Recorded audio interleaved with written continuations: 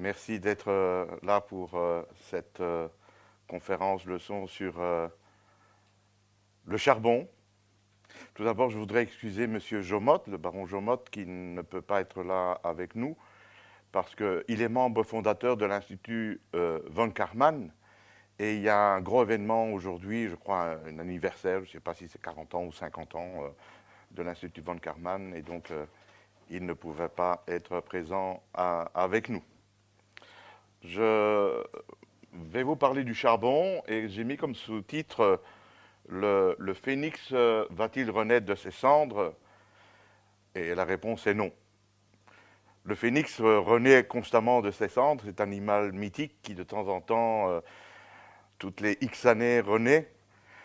On pourrait penser que le charbon est en train de renaître. Dernièrement, enfin il y a quelques mois plutôt à l'RTBF, on m'avait téléphoné en me disant « Mais on est surpris de voir qu'on reparle du charbon, est-ce que vous pourriez venir nous en parler ?» Et voilà, il y a une véritable confusion. À force de parler d'autres énergies, on pense que le charbon, ça n'existe pas. Et donc le charbon n'était pas mort, donc il n'a pas lieu de renaître. Le charbon, c'était la gloire du pays noir, la gloire de la Belgique, et ça a structuré la Belgique, l'Europe dans son ensemble. C'était une véritable révolution, parce que par rapport au bois, à une énergie à faible densité, se retrouver avec une énergie à haute densité, ben, ça changeait tout le monde industriel, parce que de là en est venue la sidérurgie, la métallurgie en général, la chimie, la verrerie, les cimenteries, tout le pays noir et le reste de la Belgique ben, se sont développés grâce à cette énergie fossile. J'ai dans ma bibliothèque depuis 35 ans, 40 ans je crois, ce livre, Les grandes colères du pays noir, qui a été écrit par le père de notre secrétaire perpétuel, et il vient de me dire qu'il est allé le visiter hier. Il se porte encore bien à 96 ans, et c'est un plaisir de retrouver ce livre. Je vous le conseille, parce que c'est un beau livre d'histoire sur ce qui s'est passé à Charleroi avec la révolution industrielle et toutes les conséquences. Et je voudrais signaler que dans sa préface, enfin dans la dédicace du livre, Monsieur Asquin disait, il dédiait ça au fils de Monsieur Asquin que nous connaissons, pour qu'il sache d'où ils viennent, pour qu'il mesure le chemin parcouru, pour qu'il n'oublie jamais les leçons et les erreurs du passé. Je crois que c'est un peu ça aussi, le but que j'ai aujourd'hui, c'est de vous montrer d'où on vient, et pour qu'on n'oublie pas le passé, pour qu'on puisse mieux construire notre futur. Les conditions de production de charbon étaient tout à fait inhumaines. Aujourd'hui, on n'oserait même pas penser à ce que c'était. Et il n'y avait pas que des hommes, il y avait des femmes, il y avait des chevaux, et tout ça qui travaillait dans des conditions d'insalubrité et de danger pénibles. Et il n'y avait pas que le travail pénible dans le fond, dans la fosse, comme on disait, mais également en surface. Ceci, c'est une photo de lavoir. Un lavoir, c'est l'endroit où on sépare la houille des cailloux. Et comme vous le voyez, ben, c'était un travail d'esclave aussi toute la journée, dans des conditions insalubres et pénibles, avec des femmes aussi qui devaient travailler non-stop. Ceci, c'est le charbonnage à Souvray, dans la région de Charleroi, aujourd'hui l'entité de Courcelles, où mon père travaillait. C'était un des nombreux charbonnages de l'entreprise Monceau-Fontaine, qui était une filiale de la Société Générale de Belgique. Et c'était le creuset de l'ensemble du développement charbonnier. C'était quelque chose d'hyper moderne à l'époque. Et je vous présente mon père, qui est là, avec d'autres personnes de notre village. Et vous remarquez qu'ils sont devant un charbonnage. Pourquoi? Parce que c'était une fierté.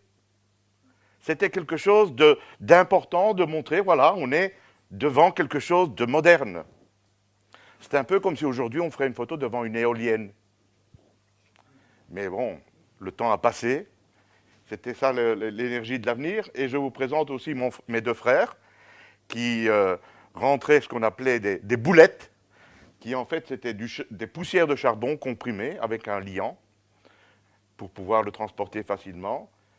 Et ça aussi, c'était l'énergie moderne. C'est comme si un enfant aujourd'hui est devant un panneau solaire, technologie moderne. Ça, c'était les technologies modernes du passé.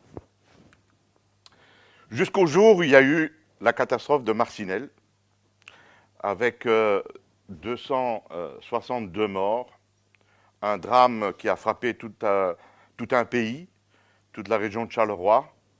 Et ça a été un véritable tournant dans le développement du charbon en Belgique d'abord et dans le monde ensuite. La moitié de ces morts étaient italiens et presque tous du même village des Abruzzes de Manopello, ce qui a été un véritable traumatisme pour tous. Ça a été un tournant parce qu'à partir de ce moment-là, on a commencé à vérifier beaucoup plus les conditions de travail des mineurs. Mais avant d'arriver en 1956, faisons un saut en arrière de 10 ans, en 1946, une année juste après la fin de la guerre mondiale, de la Deuxième Guerre mondiale. Ce château, c'est le château de Caux, sur le lac de Genève, près de Montreux. C'était un palace dans lequel a eu lieu une première réunion en 1946 et ensuite, tous les étés, il y a eu d'autres réunions organisées par ce monsieur, Frank Buchmann, un pasteur réformé, qui se disait « il faut qu'il n'y ait plus de guerre en Europe ». Et plutôt que de faire un réarmement comme on avait fait après la guerre de 14-18, il a préconisé le réarmement moral en invitant des Français et des Allemands à dialoguer. Ça a pris 2 ans, mais progressivement, d'abord Adenauer et ensuite Schuman ont accepté l'invitation. Tant et si bien que, grâce à cette volonté de dialogue du pasteur Buchmann, Adenauer et Schuman ont commencé à avoir confiance les uns dans les autres. On était juste 4 ans après la fin du traumatisme de la Seconde Guerre mondiale. Et des hommes de bonne volonté se sont dit « on ne doit plus répéter l'erreur de Versailles ». À Versailles, le traité de Versailles, en 1919, voulait absolument pénaliser l'Allemagne pour ne pas qu'elle recommence. Et le traité de Versailles avait prévu que l'Allemagne devait consommer, maintenant, excusez-moi la précision, je ne sais plus si c'est 75 ou 78 millions de tonnes de charbon, alors qu'avant la guerre 14-18, ils en consommaient le double. Pour ne pas que l'Allemagne continue à faire la guerre, à se préparer pour la guerre, eh bien, avec une solution, on lui coupe l'énergie. Sans énergie, il n'y a plus rien dans le monde. Et l'Allemagne a été asphyxiée à cause de l'erreur qui a été faite à Versailles. Tant et si bien que Keynes, le grand économiste Keynes, qui faisait partie de la négociation, a refusé et a quitté la délégation britannique qui négociait cette asphyxie de l'Allemagne. Et on a vu les conséquences qu'il y a eu après, bien entendu. Ici, à Caux, on a planifié l'inverse. Plutôt que d'utiliser l'énergie pour asphyxier l'ennemi, on va utiliser l'énergie pour faire la paix. Et si aujourd'hui nous avons 60 ans de paix en Europe, c'est grâce à cette volonté qu'il y a eu de dire on va non plus utiliser l'énergie comme arme de rétorsion, mais créer des conditions où l'énergie devient un facteur de paix. Quelles étaient ces conditions? eh bien, c'était de créer justement un marché commun du charbon et de l'acier. Pourquoi l'acier? Parce que, bon, pour faire la guerre, il faut de l'acier. Aujourd'hui, on ajouterait de l'électronique. Mais charbon, acier était indispensable pour faire la guerre. Et le principe de Schuman était de dire, dans sa déclaration du 9 mai 1950, un jour et 5 ans après la fin de la guerre, on va mettre ensemble nos ressources pour ne plus qu'on puisse faire la guerre. Ça a marché. Ça a marché au point que bon, la CECA a créé toute une série de conditions exceptionnelles qui ont permis le développement économique de l'Europe telle qu'on la connaît aujourd'hui. Et je voudrais insister sur le fait que le traité CECA, qui était vraiment la création d'un marché du charbon et de l'acier, a prévu aussi la création d'une Europe sociale. Mon père a pu bénéficier des prêts CECA pour construire sa maison. Et le taux d'intérêt à l'époque était de 0,5%. Pourquoi? Parce que la CECA offrait de l'argent justement aux ouvriers, aux mineurs, aux ouvriers sidérurgiques, pour pouvoir se développer. Quand on critique l'Europe en disant que c'est l'Europe des capitalistes, je crois que c'est vraiment ne pas connaître l'histoire. Deuxièmement, l'article 55 du traité CECA insistait sur l'importance de la recherche. Recherche sidérurgique, recherche charbonnière, recherche sur la production, recherche sur l'utilisation et recherche sociale. L'Europe est une Europe qui a été construite aussi sur la recherche et le développement, et elle continue encore aujourd'hui.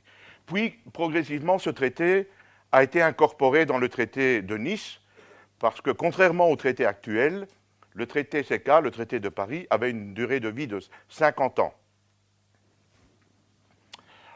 Voilà pour l'histoire.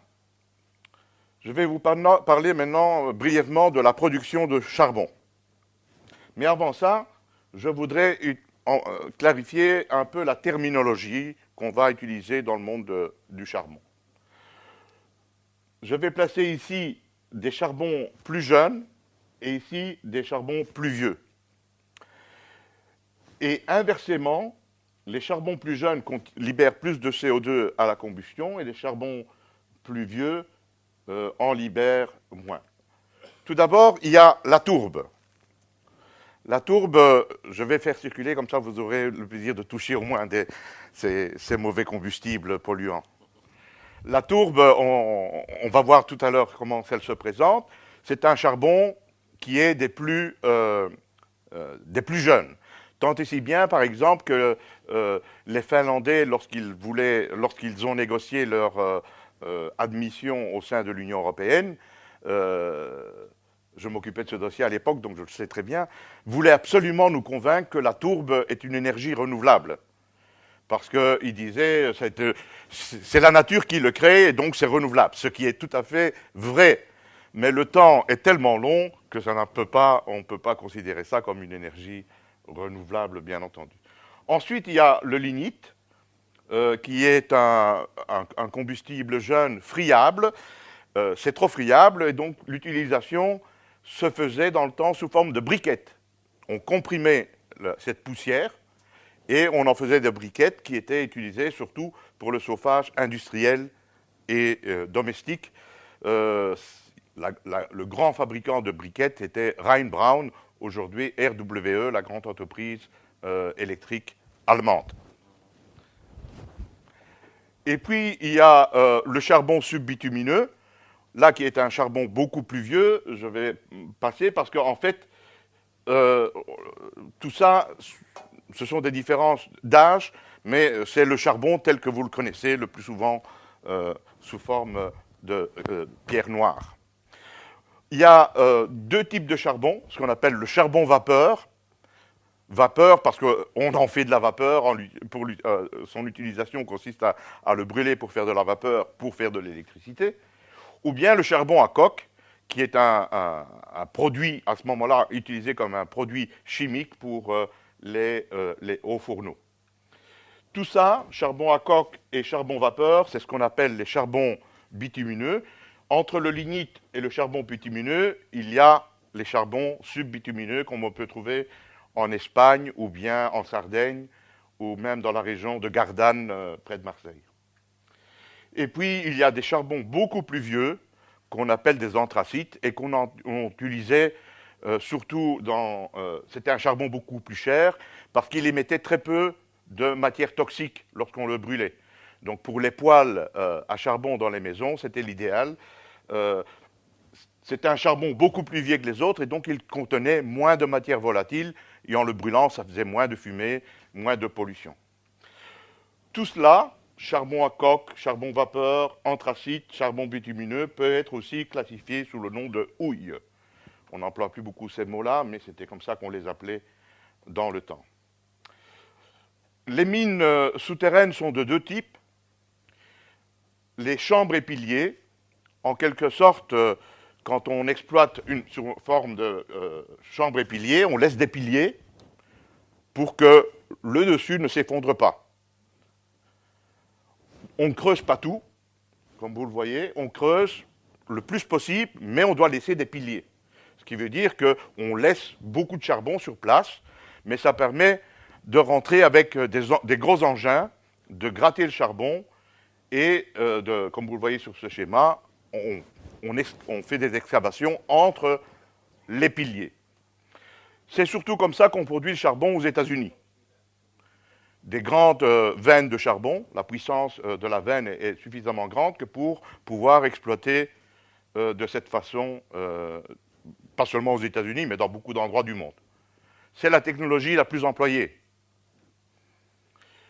En Europe, en Belgique en particulier, nous avons des veines très peu épaisses, comme vous le voyez ici sur une photo du passé.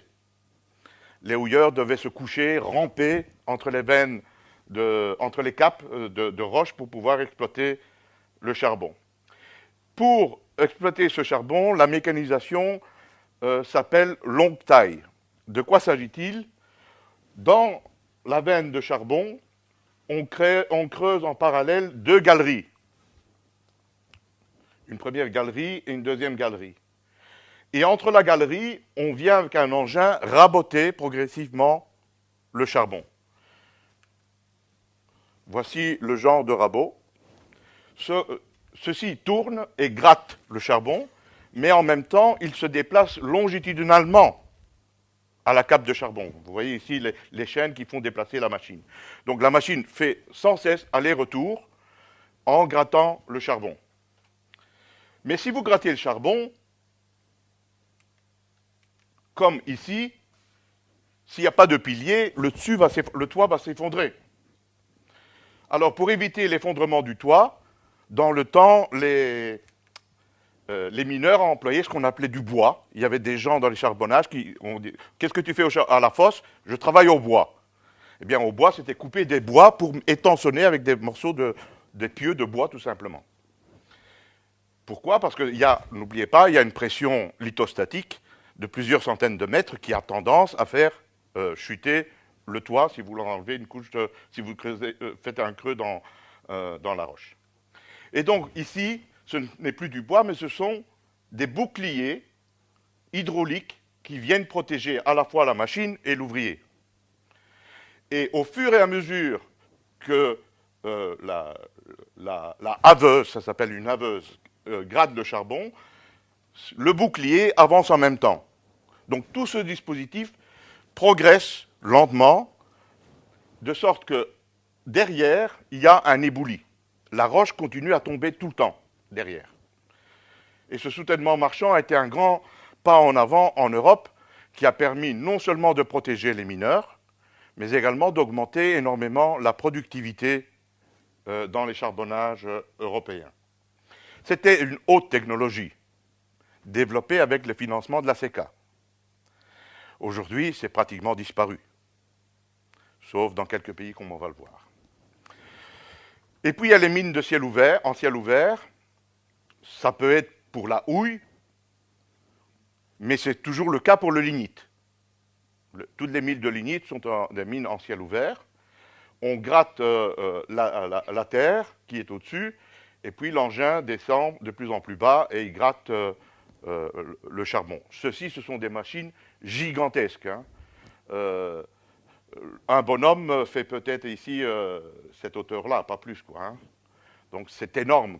Rien qu'avancer, tout tremble. C'est impressionnant. Si vous avez l'occasion de visiter ces mines du côté de la frontière allemande, près d'Aix-la-Chapelle, c'est vraiment impressionnant. Ceci, c'est la mine de Hambach, près d'Aix-la-Chapelle. Et comme vous voyez, il faut beaucoup de découvertes pour pouvoir ensuite exploiter un peu de lignite, bien entendu. C'est une technologie qui existe depuis une centaine d'années. On entend aujourd'hui dire « Ah, ben on détruit des villages ». Ben oui, mais en Allemagne, ils sont habitués. On fait ça depuis un siècle.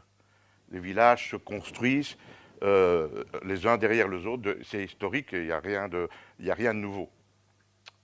Et puis la tourbe, qui est un combustible utilisé en Irlande et en Finlande, comme je le disais tout à l'heure. C'est un combustible à très bas pouvoir calorifique. On creuse tout simplement, et puis on le met à l'air pour pouvoir sécher, parce que sinon il est beaucoup trop humide, il contient beaucoup trop d'eau. C'est le même produit que celui que vous utilisez dans votre jardin. Hein. Si vous utilisez de la tourbe dans votre jardin, c'est le même produit. Alors, quelles sont les réserves de charbon? Eh bien, le charbon est très abondant dans le monde. Vous voyez que si on compare ça au pétrole et au gaz, le charbon est la source d'énergie fossile la plus importante. Et, ça c'est intéressant, c'est l'Europe qui devient le continent le plus important en matière d'énergie fossile. Si on contrôle uniquement le pétrole et le gaz, ben le Moyen-Orient, c'est le champion. Mais si on ajoute le charbon, vous voyez que ce n'est plus le Moyen-Orient, mais c'est les États-Unis, l'Asie-Pacifique et l'Europe en général, parce que nous avons énormément de réserves de charbon, pas seulement dans l'Union européenne, c'est toute l'Europe ici, bien entendu, y compris la Russie. Hein. Alors, les réserves mondiales de charbon, si on regarde par pays, ben vous voyez que c'est environ un quart pour les États-Unis. C'est un continent, c'est un pays qui a toujours misé sur le charbon, et encore aujourd'hui, même si ça change un peu. La Russie, 18%, la Chine, 13%, l'Australie, 9%, l'Inde, 7%, l'Allemagne, 5%. Pourquoi? Parce qu'il y a beaucoup de lignite. Les réserves de lignite sont gigantesques en Allemagne. Non seulement ici, près de la frontière à Aix-la-Chapelle, mais également près de la Tchéquie, dans la zone de Schwarzepump, il y a encore beaucoup de lignite là-bas aussi. Et puis dans le reste du monde, il y en a partout. C'est la caractéristique principale du charbon, c'est qu'on en trouve partout, contrairement au pétrole et au gaz. Je voudrais vous mentionner un projet intéressant qui est celui du Mozambique. Je suis venu à m'occuper de ce projet, à m'intéresser, pas à m'occuper, à m'intéresser de ce projet, parce que le Mozambique est un projet en plein boom du point de vue développement gazier. Le Mozambique est plus important que la Norvège au point de vue gaz. C'est une découverte d'il y a 2 ans. Le Mozambique avait zéro charbon, zéro pétrole, zéro gaz. Et maintenant, il y a 2,3 téramètres cubes de gaz, plus que la Norvège. Donc, rien que dans un gisement qui se trouve ici, près de la frontière avec la Tanzanie. Mais pour le charbon, on a découvert des gisements gigantesques de charbon dans cette zone, et notamment à Moatis, dans la province de Tete, qui est ici. Il y a tellement de charbon qu'on est obligé de construire une nouvelle ligne de chemin de fer pour aller vers un port plus grand, le port de Nacala, parce que pour l'instant, Moatis était relié au port de Beira. Mais cette ligne de chemin de fer est trop vieille et ne permet pas de passer des convois comme ça va être le cas pendant des dizaines d'années pour transporter tout ce charbon. Et donc, on est en train de construire une ligne de chemin de fer qui va traverser le Malawi pour aller sur l'océan Indien pour pouvoir exporter vers l'Asie essentiellement, bien entendu. Et ce qui est une nouvelle d'il y a quelques jours, justement, c'est que l'entreprise brésilienne Vale, qui développe ce projet, a vendu une grosse partie de ses avoirs à Mitsui, aux Japonais, parce que justement, les Japonais doivent importer beaucoup plus d'énergie que par le passé, comme vous pouvez l'imaginer. Donc, pour vous dire que ces développements se font partout dans le monde. En Europe, nous avons une grosse difficulté, et elle ne va pas disparaître. C'est la géologie qui n'est pas satisfaisante. On ne va pas changer la géologie. Et vous avez ici le coût de production en Allemagne, en Pologne, en France, mais bon, la France a fermé tous ses charbonnages, donc ça s'arrête ici. Au début des années 90, on a arrêté. Et comme vous le voyez, tous ces prix de production sont supérieurs au coût, au prix du charbon importé. Ça coûte moins cher de faire venir du charbon d'Australie.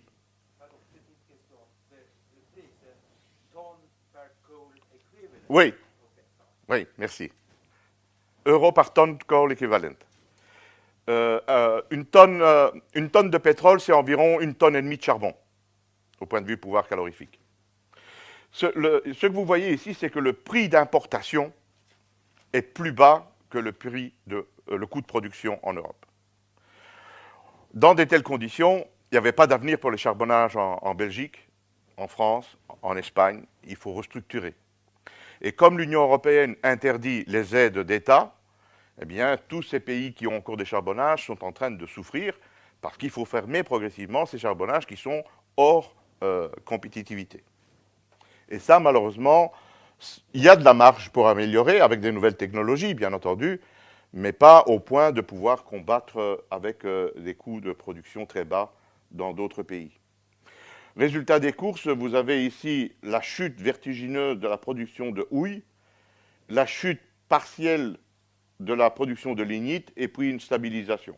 Ces chutes-là, c'est surtout dû à la restructuration des charbonnages dans les pays de l'Est, comme on les appelait dans le temps.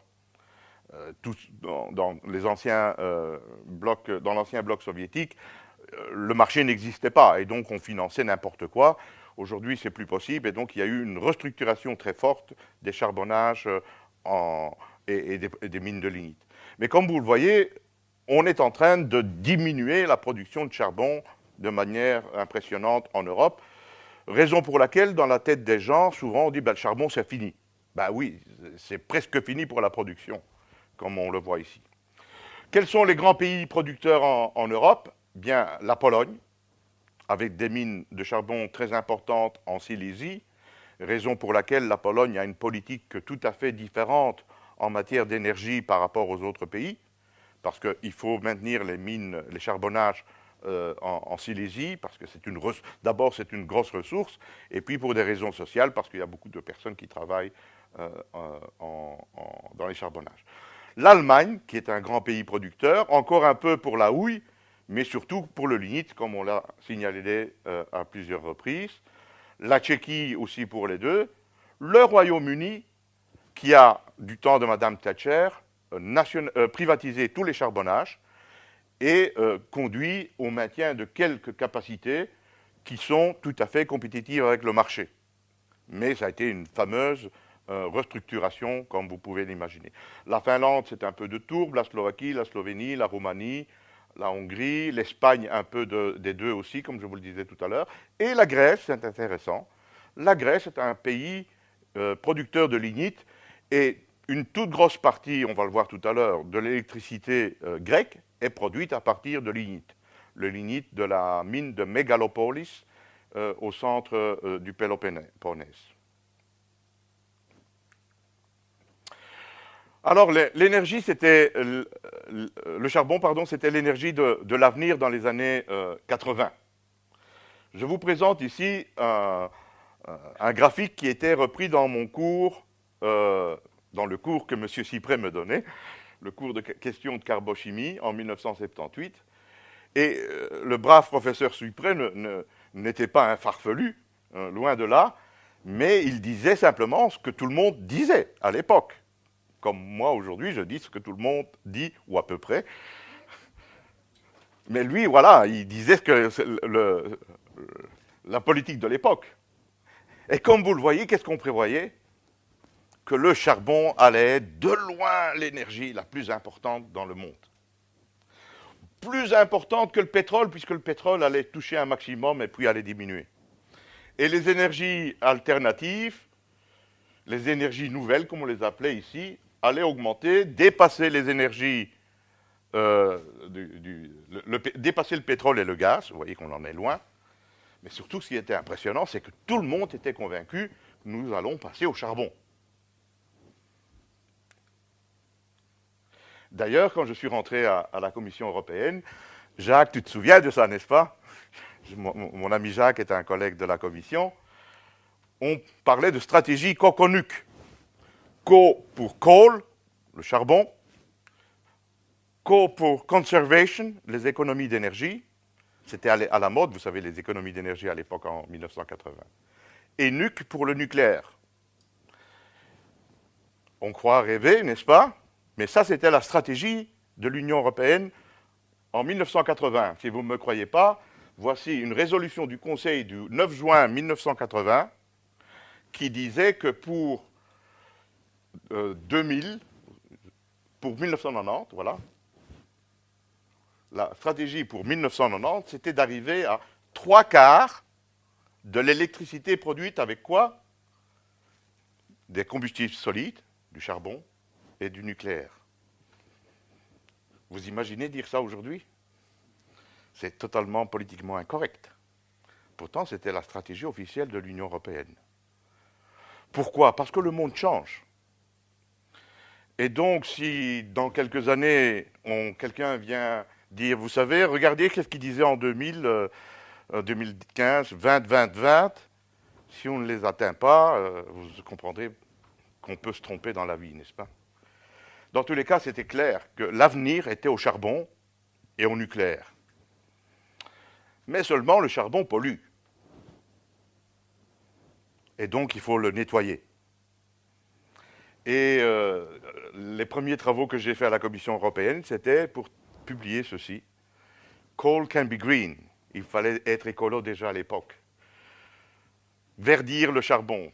Ah, j'aurais dû le prendre, mais il y a un lobbyiste américain qui m'a apporté un morceau de charbon mis en couleur verte. Je l'ai dans mon bureau, pour se moquer de moi.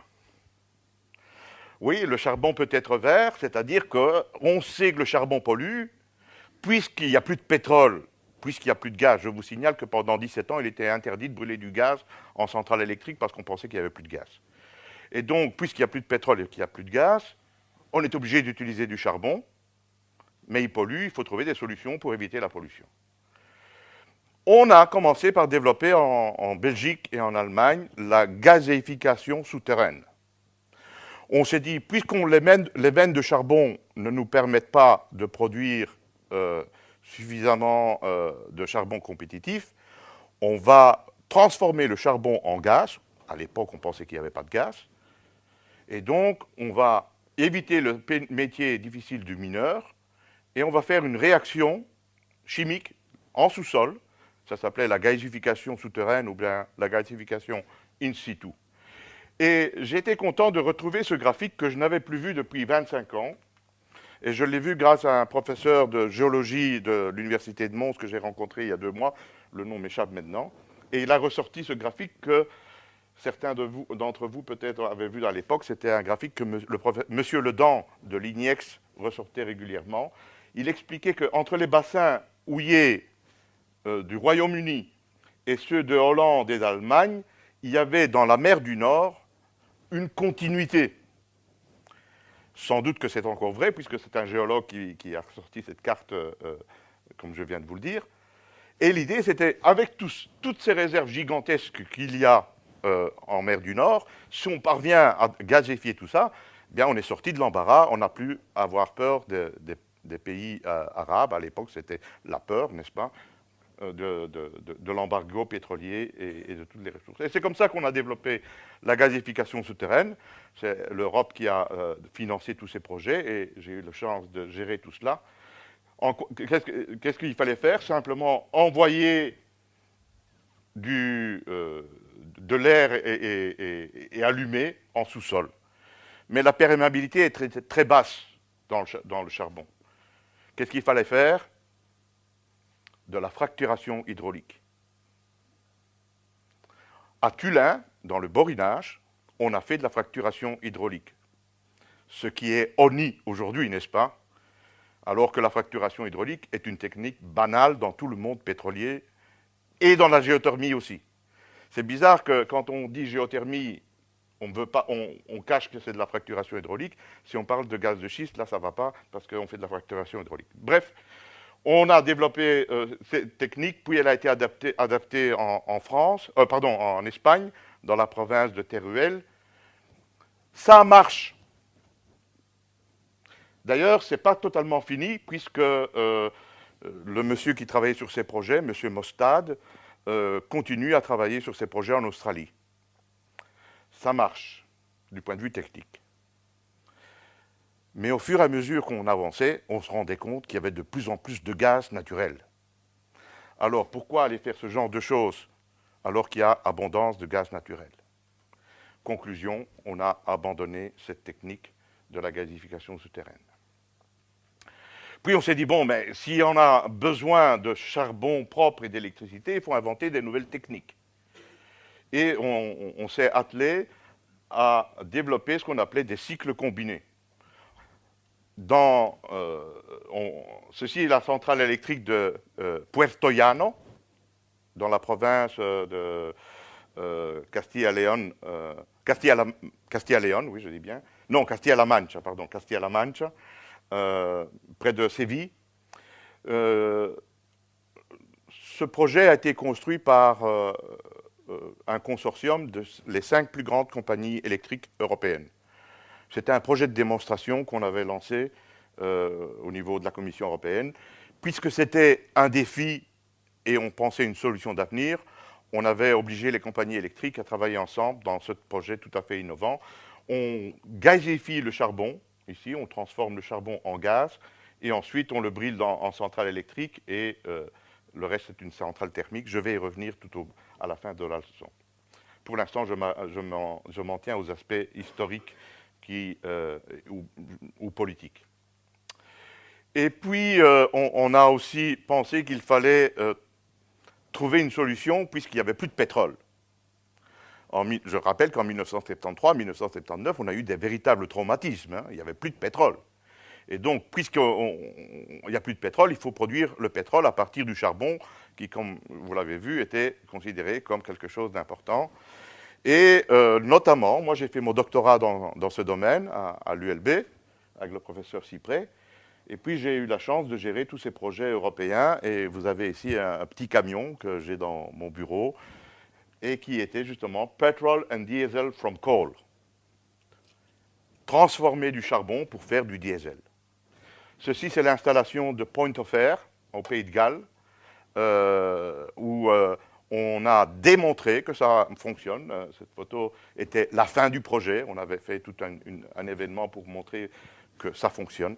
Et je vous assure qu'on peut faire de l'essence dans cette installation à partir du charbon.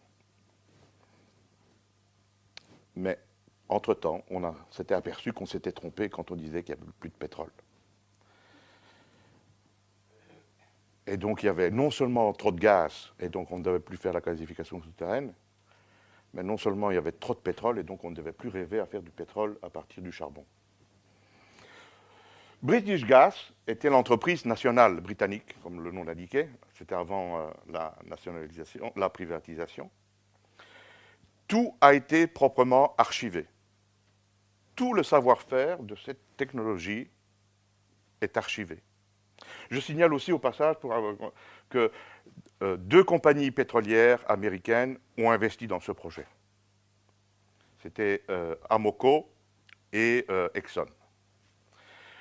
On a tout archivé en concluant, en disant, le jour où le pétrole coûtera $60 le baril, on y pensera. À l'époque, le pétrole coûtait 15-18 $. Donc le tiers. C'était inutile de faire des installations quand le prix de revient était si élevé. Alors vous allez me dire, oui, mais aujourd'hui, il est monté à 143 au mois de juillet 2008. Et pourquoi on n'a pas fait ça? Parce que tout le monde savait bien que le prix élevé du baril de pétrole était irrationnel et n'avait rien à voir avec la loi du marché. C'était de la spéculation boursière. Parce qu'autrement, on aurait construit des installations de liquéfaction du charbon, puisqu'à 60 $, c'est économique. Sans énergie, je vous ai dit tout à l'heure qu'on ne peut rien faire. Sans énergie, on ne peut pas faire la guerre. Sans énergie, les Allemands, les nazis plutôt, ne pouvaient pas continuer la guerre. Pourquoi Rommel est-il allé en Afrique du Nord? Qu'est-ce qu'ils allaient faire en Afrique du Nord avec tout ce qu'il y avait à faire en Europe? Ben, pour prendre du pétrole en Libye, bien entendu.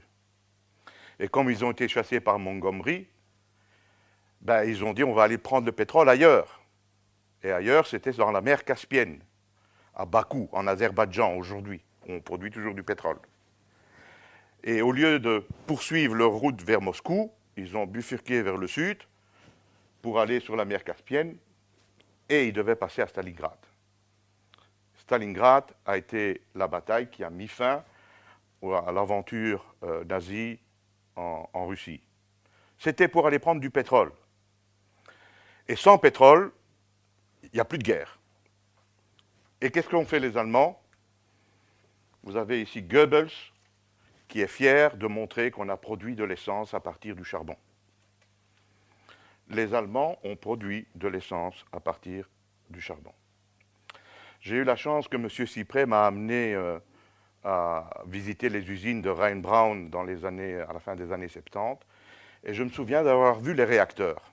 Maintenant, je ne sais pas s'ils sont toujours là, mais à l'époque, moi, je les ai vus. C'était des réacteurs des gros cylindres, verticaux, en tôle, grosse tôle, où on transformait le charbon en pétrole. Vous voyez là une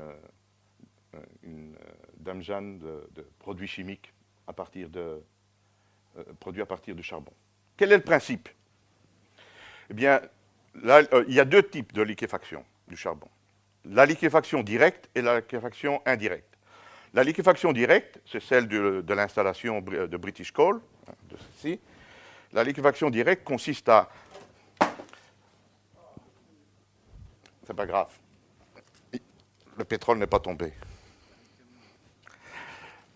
La liquéfaction directe, qu'est-ce qu'il s'est passé? Voilà, ceci, consiste à dissoudre une partie seulement, une partie du charbon dans un solvant en y ajoutant de l'hydrogène. Pourquoi? Parce que dans le charbon, il n'y a pas assez d'hydrogène, il y a beaucoup plus de carbone que d'hydrogène par rapport au carburant automobile. Et donc, il fallait ajouter de l'hydrogène.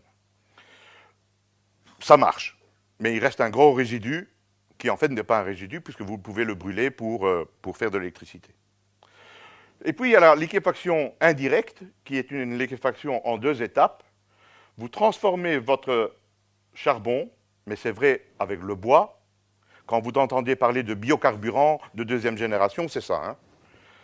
Vous prenez votre matière carbonée, vous la faites réagir avec de la vapeur d'eau. C'est une réaction endothermique. Ça consomme environ un tiers du poids de charbon. Et vous produisez un mélange de gaz qui s'appelle le gaz de synthèse. Pourquoi?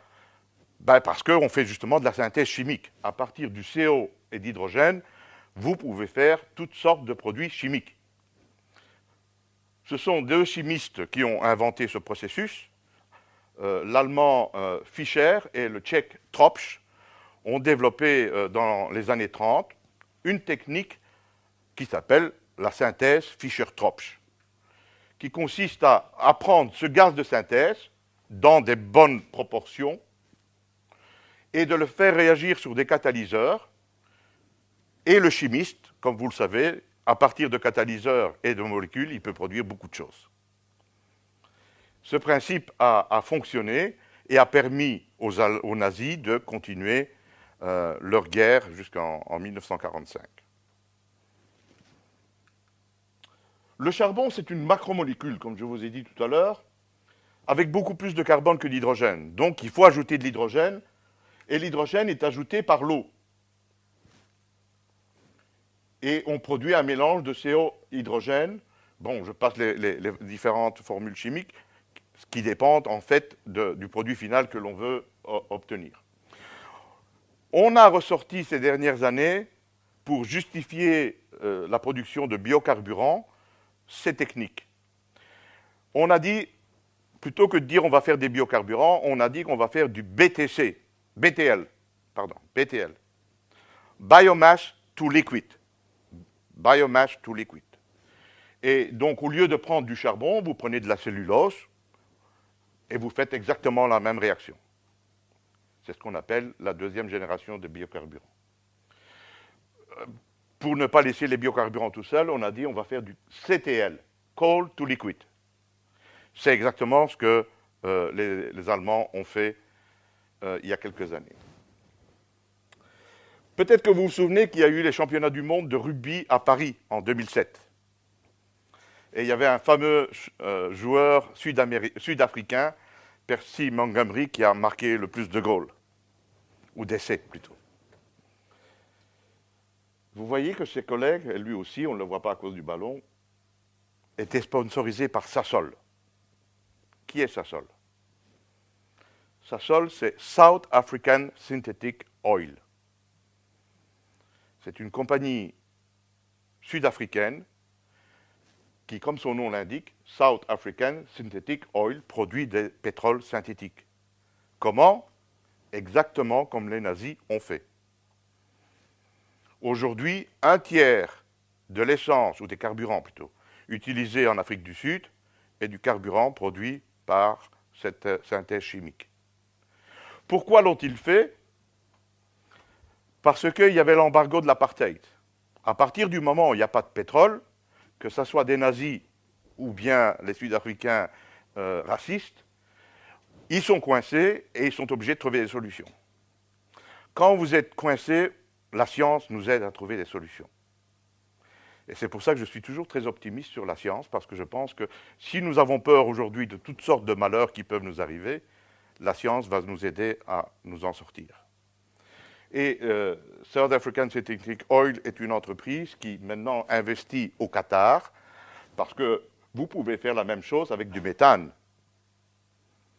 Quand vous allez à la pompe à essence et qu'il y a un diesel qui coûte quelques centimes en plus que l'autre diesel habituel, parce que c'est du diesel produit à partir de méthane, par cette réaction.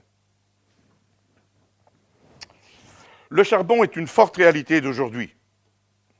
C'est peut-être le passé de la production de Charleroi, mais c'est une forte réalité aujourd'hui. 30% du charbon, de l'énergie primaire aujourd'hui dans le monde, c'est du charbon. Le charbon n'est battu que par le pétrole, 33%. 24% de gaz naturel, et les énergies renouvelables dont tout le monde parle, 2%. Je dis les énergies renouvelables dont tout le monde parle, je veux dire l'éolien et le solaire. Parce qu'il y a bien entendu l'énergie hydraulique qui, elle, est une énergie historique bien plus importante en valeur absolue que les autres. Notez que la progression de la demande en énergie dans le monde est de l'ordre de 5% par an. Et ça ne va pas diminuer puisque la population est en croissance et que tout le monde veut vivre avec ses aises. Comme vous le voyez, la demande de charbon augmente. Ce n'est pas une énergie du passé. Certes, en Europe, la production diminue, on l'a vu tout à l'heure. La consommation a diminué, mais elle s'est à peu près stabilisée. Et puis ces dernières années, à cause de la crise économique, il y a eu une diminution. Et comme vous le voyez, c'est en train de reprendre. On va voir dans un instant pourquoi. Donc l'Europe est un peu différente du reste du monde. On utilise encore du charbon, ce n'est pas disparu, mais ce n'est pas comme ailleurs.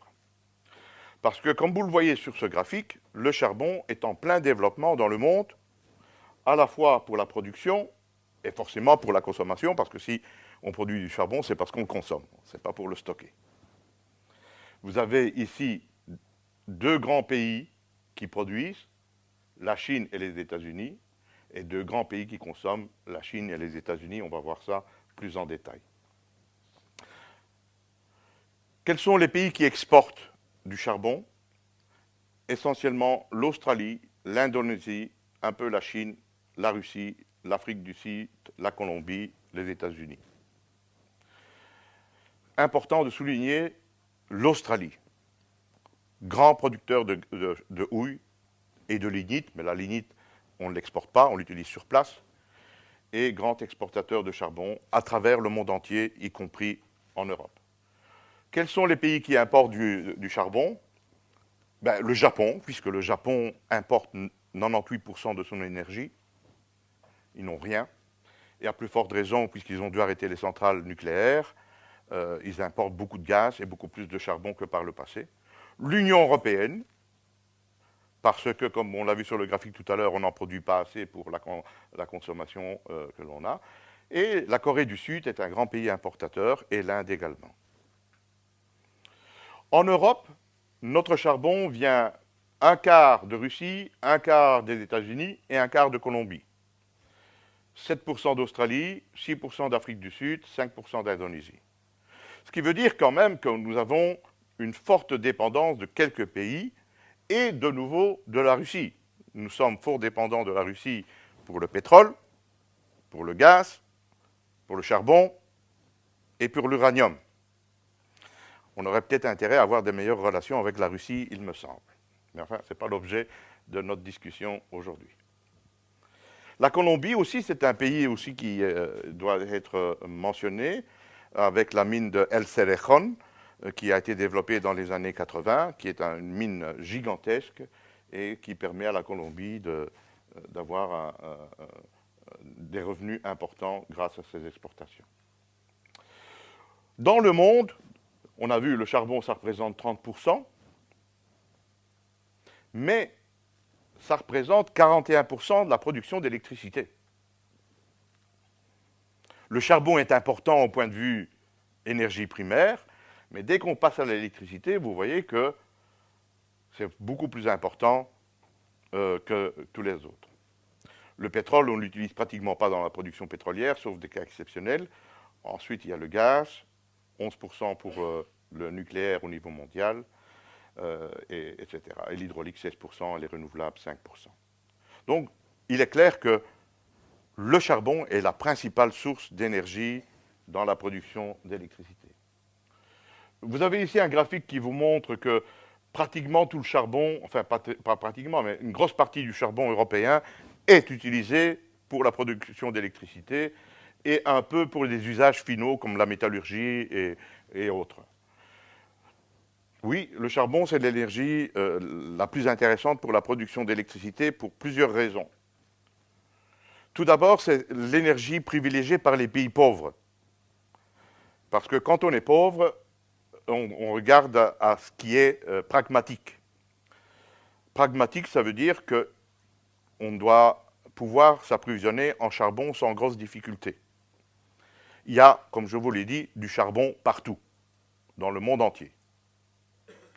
S'il y a du charbon partout, vous ne pouvez pas avoir de cartel, comme ça a été le cas dans le domaine du pétrole. Ce cartel qui nous a perturbé la vie pendant 40 ans. Dans le charbon, il n'y a pas de problème géopolitique. Vous ne devez dire merci à personne. Vous n'êtes pas obligé de leur faire plaisir dans des négociations secrètes. On peut acheter du charbon partout où on veut sur un marché libre. Pas de problème géopolitique. Deuxièmement, le charbon coûte bon marché. C'est pour ça qu'il arrive d'Australie et de Colombie en Europe. Et donc, pour les pays pauvres, c'est important que le charbon soit bon marché. Ensuite, brûler du charbon, ou construire des centrales qui brûlent du charbon, c'est pas compliqué du tout. Ce sont des technologies simples, qui ont fait leurs preuves depuis des décennies. Et donc, les Indiens, les Vietnamiens, les Thaïlandais, les Chinois peuvent construire des centrales, sans aller demander de la technologie à qui que ce soit. C'est simple. La conséquence, c'est que le coût de production de l'électricité est le plus bas possible par rapport à toutes les autres formes d'énergie. Conséquence, tous ces gens qui sont pauvres, ou plutôt qui veulent se développer, se préoccupent d'abord de leur portefeuille et ne se préoccupent pas, comme nous, Européens, du changement climatique. C'est pour ça qu'on est dans une situation très délicate, comme je vais vous le montrer un peu plus loin. Voici les productions d'électricité dans le monde. Et vous voyez que la production d'électricité, notre fameux 41%, là, il est en nette croissance. C'est une source d'énergie vraiment très importante pour la production d'électricité dans le monde. On peut faire l'autruche, on peut dire que ce n'est pas vrai, mais la réalité est celle-là. Les énergies renouvelables dans le monde, ça représente 4%, un dixième du charbon. Et comme vous le voyez, avec une augmentation très forte. Au niveau mondial, le charbon représente 41%, c'est surtout de la houille, et un tout petit peu de lignite, 3%. Au Danemark, aujourd'hui c'est différent, il n'y a plus que 35% de charbon, mais il y a une vingtaine d'années, c'était 90% de charbon. Aux États-Unis, c'est 38%, au Royaume-Uni, 40%. En Allemagne, on ferme les centrales nucléaires, mais on maintient et on augmente la production d'électricité à partir de charbon 47%. Et puis vous continuez tout le reste, vous voyez, en Grèce, 56% à partir de ce fameux lignite de Mégalopolis. En Afrique du Sud, 94% de l'électricité, c'est du charbon. Et je voudrais souligner Israël, 70%. Le reste, c'est du gaz. Il n'y a pas de centrale solaire en Israël, rassurez-vous. Pourquoi Israël mise sur le charbon? Pour des raisons géopolitiques. On doit dire merci à personne. On achète le charbon où on veut. Et quand on pense aux stratégies, on s'occupe d'abord de la géopolitique. Donc Israël, malgré le gaz qui a été découvert maintenant en mer du Levant, ne va pas fermer ses centrales au charbon. Ils vont continuer à utiliser massivement le charbon. La Chine, on ne peut pas faire l'impasse, il faut en parler. La Chine, c'est 400 millions d'Occidentaux. 400 millions de Chinois vivent comme nous. Et il y a 1,2 milliard qui vivent comme vivaient les 400 millions il y a une vingtaine d'années. Tous les Chinois, aujourd'hui, ont l'électricité. Au Congo, c'est 9% qui a l'électricité. Le pays est complètement électrifié, et il dépend de quoi? 70% du charbon. Et vous avez ici la consommation de charbon en Chine, qui est impressionnante. Et vous voyez que c'était déjà le cas dans les années, depuis 1965. Mais ici, il y a une impulsion d'Irak. Pourquoi? Parce que là-bas, il y a eu la volonté d'électrifier tout le pays, et le marché s'est globalisé, et la Chine est devenue notre producteur de tous nos produits que nous achetons régulièrement. Forcément, il faut de l'électricité, il faut de la consommation d'énergie, et vous avez ici une croissance exceptionnelle de la demande de charbon. Alors, pas plus tard qu'hier, sur beaucoup de sites, c'est pour ça que j'ai mis les dates, vous êtes de trop loin, vous ne voyez pas les dates, mais ça date d'hier et d'avant-hier, on a commencé à voir sur les sites internet que la Chine va réduire sa consommation de charbon. Ah, bonne nouvelle! La Chine veut rester maître de la guerre contre le smog. Bonne nouvelle, les Chinois vont diminuer leur consommation. À Charleroi, on dit rastreint.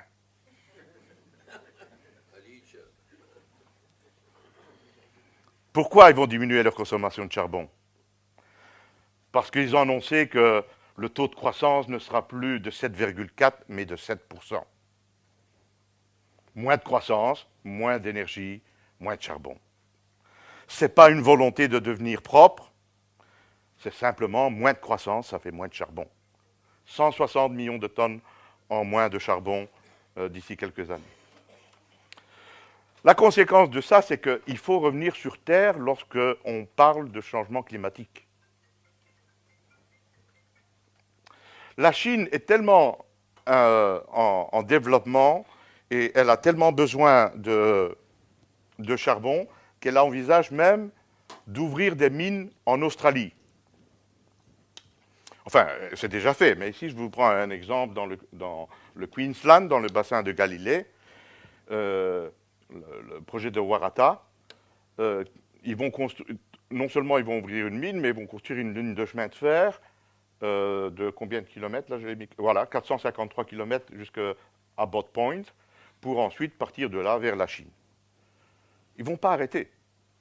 S'ils veulent se développer et faire sortir ce 1 milliard 200 millions d'êtres humains pour qu'ils vivent comme les 400 millions qu'ils sont déjà occidentalisés, il leur faut de l'énergie, il leur faut du charbon. Et donc, le charbon va continuer à être le moteur de la croissance économique chinoise. Résultat des courses, 27% des émissions de CO2 aujourd'hui dans le monde sont produites par la Chine. L'Europe en produit 11%, les États-Unis 17%. Alors, accrochez-vous, vous allez voir maintenant les émissions de CO2 de la Chine. Forcément, s'il y a une impulsion d'Irak dans la consommation de charbon, il y a une impulsion d'Irak dans les émissions de CO2. Et l'Europe, qui essaye tant bien que mal de diminuer ses émissions, elle ne fait pas le poids, malheureusement, face à cette croissance exponentielle, même pas exponentielle, verticale. La croissance exponentielle est ici en Inde. L'Inde possède 360 millions d'habitants, donc environ 70% de la population européenne, qui n'a pas d'accès à l'électricité. Que pensez-vous qu'ils vont faire les Indiens à Paris? Ils vont dire, moi, je veux le bien de ma population et je veux qu'elle utilise de l'électricité et ils vont utiliser quoi? Vous le voyez là, du charbon.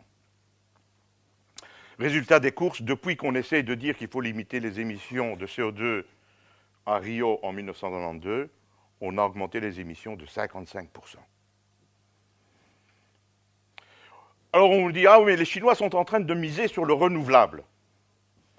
Faites attention, parce qu'avec des graphiques, on peut vous faire croire ce qu'on veut. Ça, c'est le graphique qui montre le taux de croissance entre 2009 et 2010 des différentes sources d'énergie pour la production d'électricité en Chine. Et vous voyez que le thermique n'augmente pas beaucoup, tandis que les renouvelables, l'hydraulique, augmentent beaucoup. Mais il faut tout mettre en perspective, hein. Voici la réalité de la production d'électricité en Chine. Ça, c'est le charbon. Ça, c'est l'hydroélectricité. En vert, un tout petit peu de nucléaire. Et ici, la ligne jaune tout au-dessus, c'est le renouvelable. Ah oui, c'est une forte croissance. Mais une forte croissance de pas grand-chose. Il faut rester les pieds sur terre. La Chine a misé bel et bien sur le charbon. Dans le monde, en 10 ans, entre 2000 et 2010, l'augmentation de la consommation de gaz naturel, plus l'augmentation de pétrole, plus la forte augmentation des renouvelables, comme vous voyez ici, plus une petite augmentation du nucléaire, est à peu près égale à l'augmentation de la consommation de charbon. La dure réalité du monde de l'énergie. Et pour 2030, forcément, les pays européens et l'OCDE en général vont stabiliser ou même diminuer leurs émissions de CO2, et le reste du monde va faire exploser les émissions de CO2. Aux États-Unis, il se passe quelque chose de très intéressant, puisque la consommation de charbon est en train de diminuer grâce au développement du gaz de schiste. Forcément, le gaz de schiste moins cher et moins polluant que le charbon, les Américains préfèrent utiliser le gaz de schiste. Et qu'est-ce qu'ils font avec leur charbon? Ils nous l'envoient en Europe. Eux n'ont pas signé le protocole de Kyoto, nous on l'a signé, donc on importe beaucoup plus de charbon pour augmenter plus nos émissions de CO2, qu'on prenne qui pourra.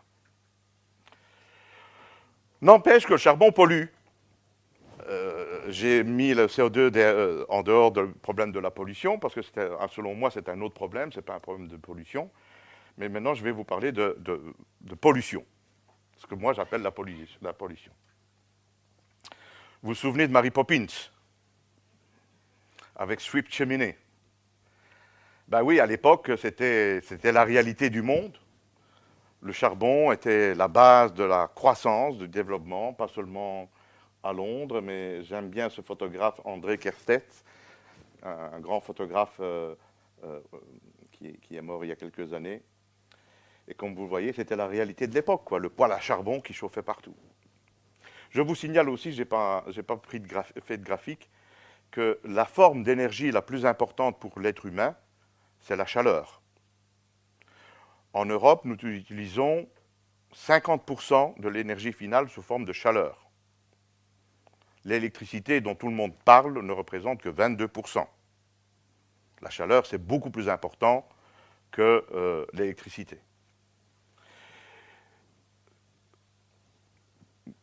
Je vois qu'il y a pas mal de personnes qui ont mon âge, et donc vous vous souvenez du smog de Londres. Qu'est-ce que c'était ce smog à Londres? Ben, c'était ça. On chauffait les maisons au charbon, de manière rustique, comme on le faisait dans le temps. Et donc, il y avait énormément de pollution. Vous allez à Londres, c'est plus comme ça. Vous voyez ici, le bobby avait une torche en main pour pouvoir faire la circulation. Et les personnes avaient des masques comme les Chinois aujourd'hui.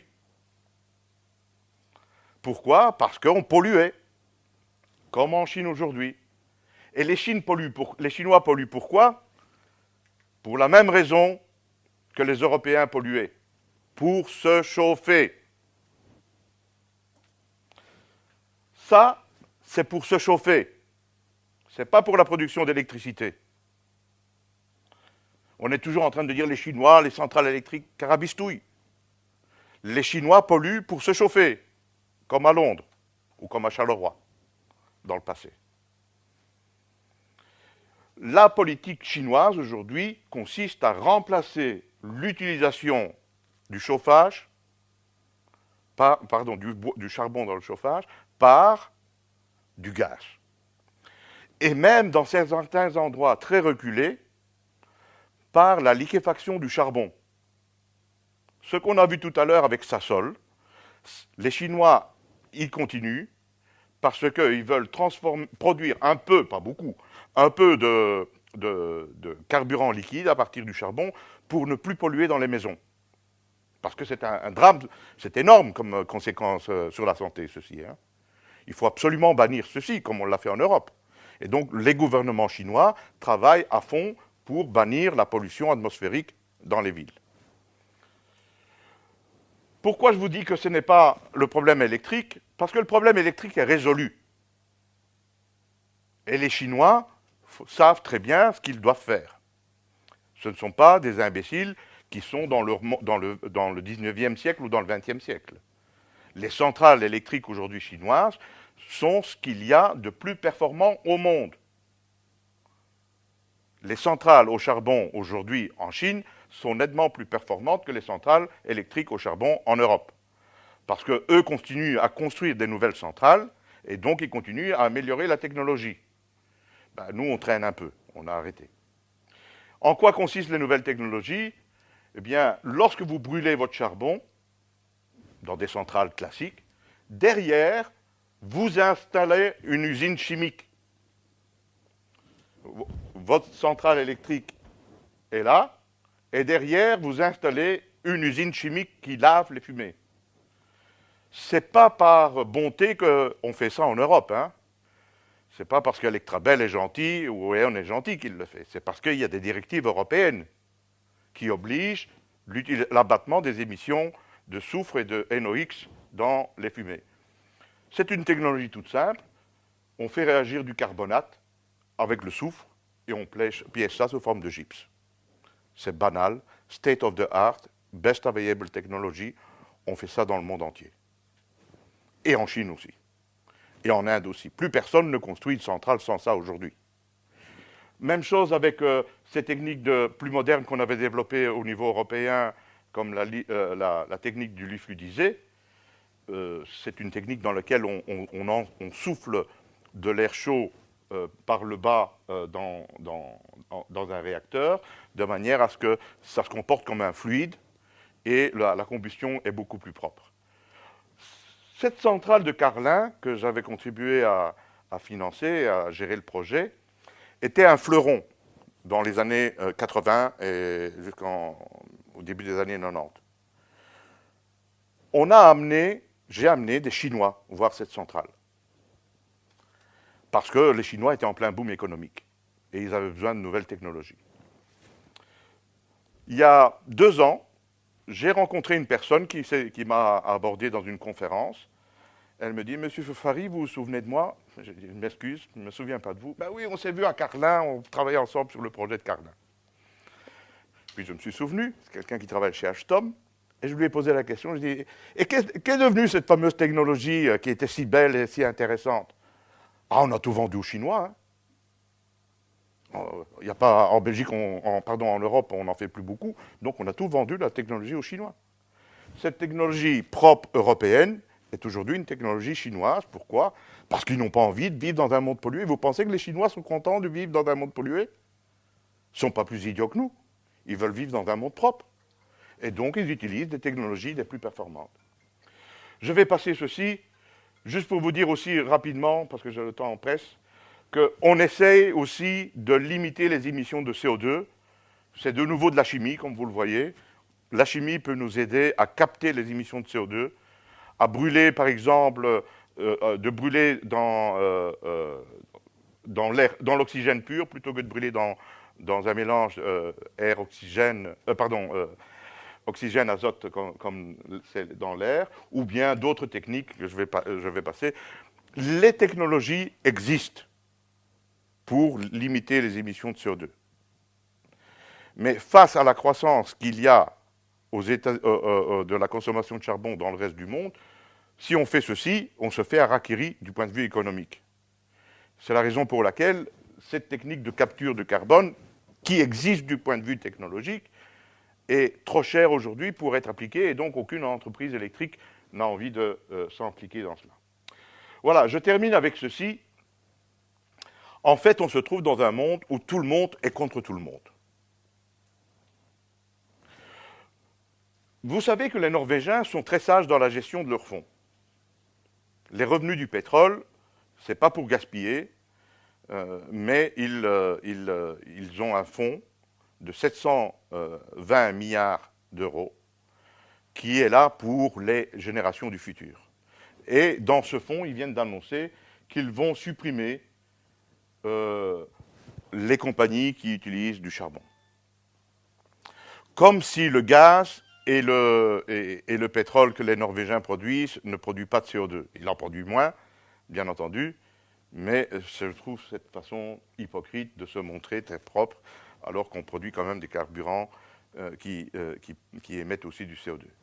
Et puis, il y a une autre greenwashing pour l'instant, c'est que les entreprises gazières européennes ont formé un lobby avec les entreprises du renouvelable. Ils ont formé une alliance. Pourquoi? Pour attaquer le charbon.